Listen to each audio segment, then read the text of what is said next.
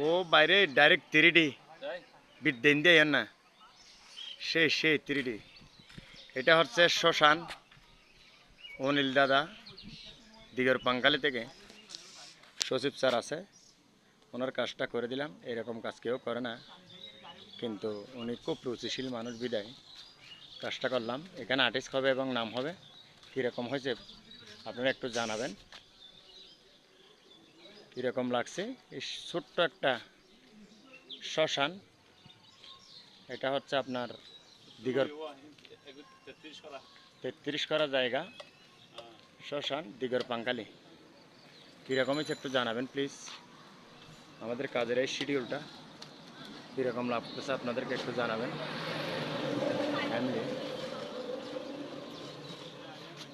3D design করলাম। Motorcycle